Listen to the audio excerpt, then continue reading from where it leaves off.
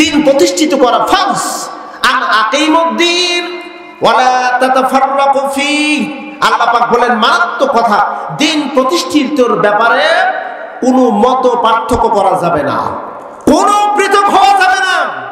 দিন তোমাকে প্রতিষ্ঠিত করতে হবে। আন আকিমুদ্দিন, এটি আমর হাজারের সিগা। আল্লাহ পাক বলেন প্রতিষ্ঠিত কর। নামাজ পড়া যেমন ফরজ, রোজা করা যেমন ফরজ, হজ করা যেমন ফরজ, বউ মেয়েকে যেমন পর্দায় রাখা ফরজ, তার চাইতে বড় গুরুত্বপূর্ণ ফরজ হলো দিন কায়েম করা। ব্যবস্থা অনুযায়ী যদি পরিচালিত না হয়, তাহলে কিয়ামতের ময়দানে আল্লাহ আপনাকে আসামি করবে। সূরা হামিম সিজদার মধ্যে আছে আল্লাহ পাক সুবহানাহু ওয়া তাআলা তাদের ব্যাপারে বলেছে, কাদের ব্যাপারে? আমাদের অধীনস্থ যারা আছে, এরা যখন জাহান্নামে চলে যাবে, জাহান্নামে যাবে, আমার অধীনস্থ। আমার অধীনস্থকে আমার ছেলে, আমার মেয়ে, আমার স্ত্রী, আমার কন্যা, আমার ছেলের বউ, আমি যদি নেতা হই আমার কর্মী, আমি যদি সমাজের লিডার হই সমাজের নেতা হই, আমার সমাজের সাধারণ মানুষগুলো যদি জাহান্নামী হয়, আল্লাহ ডাক দিয়ে বলবে কি ব্যাপার? আব্দুর রহমানের ছেলে, আব্দুর রহমানের মেয়ে, আব্দুর রহমানের স্ত্রী, তোমরা জাহান্নামে কেন? আব্দুর রহমান তো জান্নাতি, আর তোমরা কেন জাহান্নামে? প্রশ্ন করবে। সে তো জান্নাতি, আর তোমরা জাহান্নামে কেন? তোমাদের কি দিক নির্দেশনা দেয়নি? সঠিক পথে পরিচালিত করে নাই? ইসলাম জীবন ব্যবস্থা, এটা কি তোমাদেরকে পালন করতে বলে নাই? আল্লাহ রাসূল বলেন প্রত্যেক রাখালকে আল্লাহর কাছে জবাবদিহিতা করা হবে। ও বন্ধু, আমার আপনার অধীনস্থ ব্যক্তিগুলো আল্লাহ পাকের কাছে বলবে, অকালাল্লাযীনা কাফারু রব্বানা আরিনাল্লাযীনা ইয়াদাল্লানা মিনাল জিন্নি ওয়াল ইনস, ওরা দেখা দাও সেই সমস্ত অভিভাবকগুলোকে, যেই সমস্ত অভিভাবক আমাদেরকে ইসলামী জীবন ব্যবস্থায় পরিচালিত করে নাই, আমাদেরকে পথভ্রষ্টতার দিকে পরিচালিত করেছে। একটাবার কি খেয়াল করেছেন, লক্ষ্য করেছেন?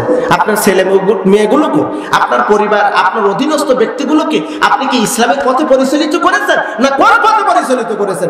রব্বানা আরিনা, ও রব আমাদেরকে দেখা দিন যারা আমাদেরকে পথভ্রষ্ট করেছে, যারা আমাদেরকে ইসলামী পথে পরিচালিত করে নাই, ওদেরকে দেখা দিন। তাহতা আকদামিনা, আমরা আমাদের এই পায়ের পৃষ্ঠে তাদেরকে পিছায়া তারপরে জাহান্নামে যাব। নাউজুবিল্লাহ বলবেন না? মারাত্মক কথা। ইসলামী জীবন ব্যবস্থা কতটুকু আমি আপনি মেনেছি, কতটুকু মানলাম?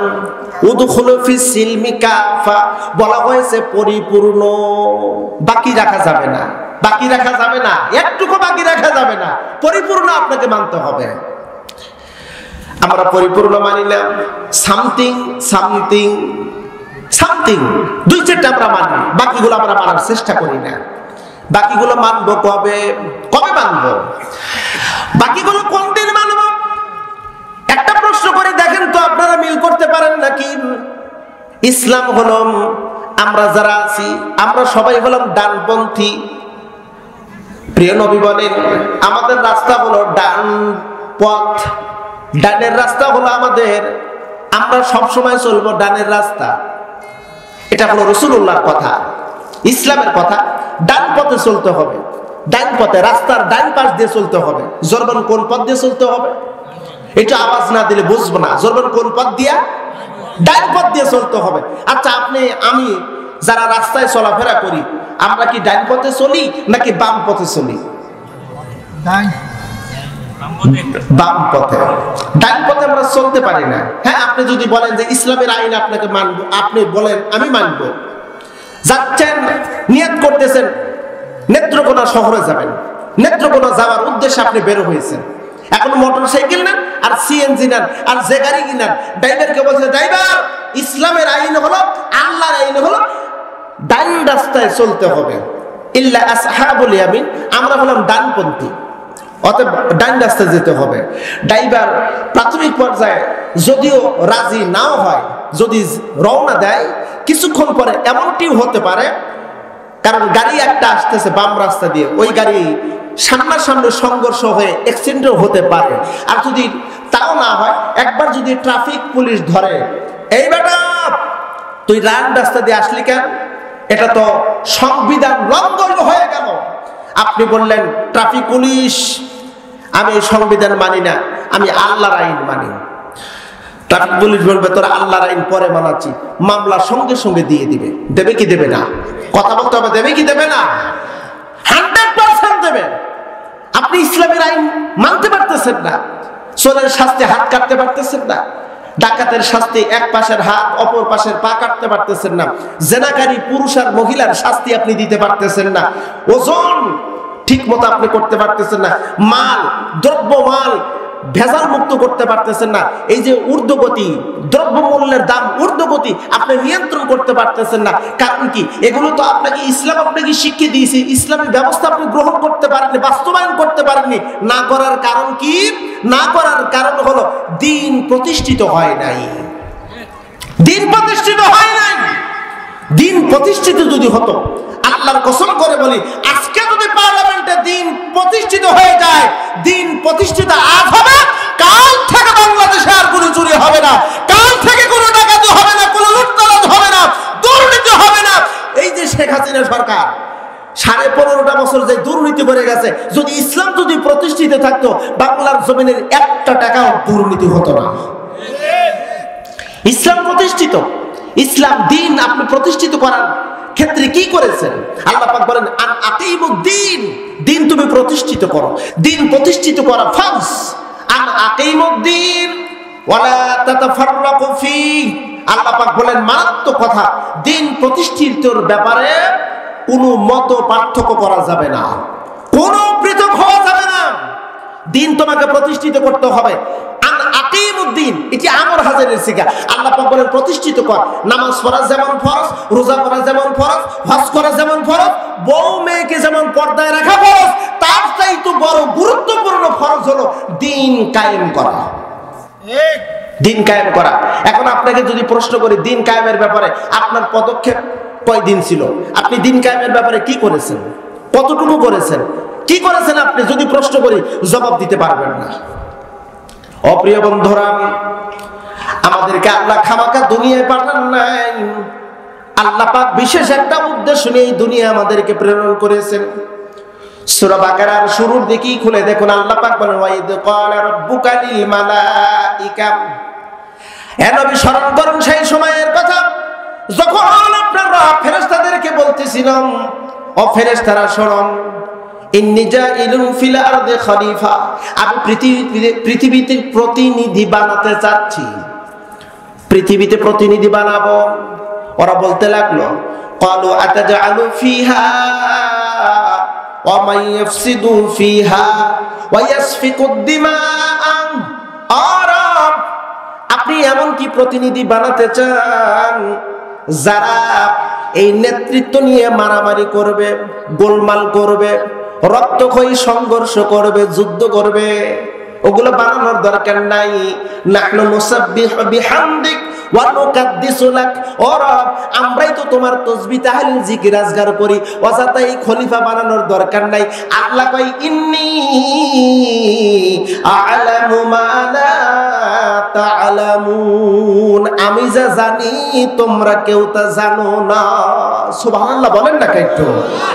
শুধু তাসবিহ তাহলিল জিকির আজগার যদি করার জন্য আল্লাহ মানুষ পাঠাইতো, তাহলে মানুষ বানাতেন না? বানাতেন না।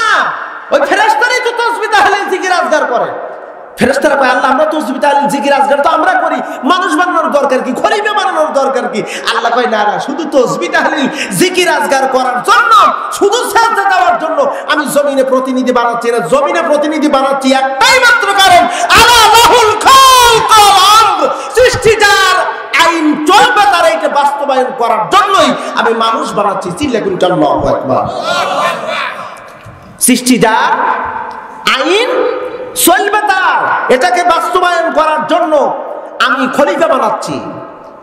প্রিয় বন্ধুরা, ইসলাম এমন একটি ধর্ম, ইসলাম এমন একটি ধর্ম, আর এই ধর্মের যারা অনুসারী মুসলিম, এটা আরো কঠিন।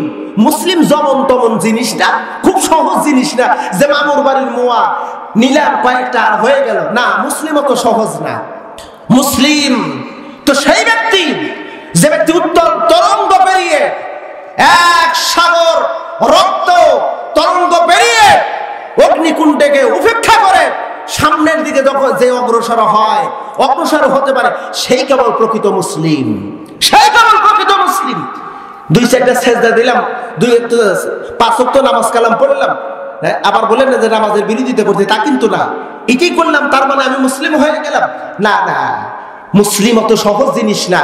মুসলিম যদি অত সহজ জিনিস যদি হতো তাহলে আল্লাহ পাক এই কথা বলতেন না, ওয়ালা তামুতুন্না ইল্লা ওয়া আনতুম মুসলিমুন, মুসলমান ব্যতীত মৃত্যুবরণ করো না। এই কথা আল্লাহ পাক বলতেন না। শুরুতে বললেন ইয়া আইয়ুহাল্লাযীনা আমানু, হে ঈমানদারগণ, আত্তাকুল্লাহ হাক্কা তুকাতিহি, আল্লাহকে ভয় করো, ভয় করার মতন ভয় করো, আর মুসলমান ব্যতীত মৃত্যুবরণ করো না। তাহলে ঈমানদার যারা, এদেরকে কিন্তু আল্লাহকে আলটিমেটাম দিয়ে দিলেন, ভয় করো, ভয় করার মতন করো, তারপরে মুসলমান হয়ে মরো। মুসলিম অত সহজ জিনিস না। একটু ভালো করে লক্ষ্য করে দেখবেন, মুসলিম বড় কঠিন জিনিস।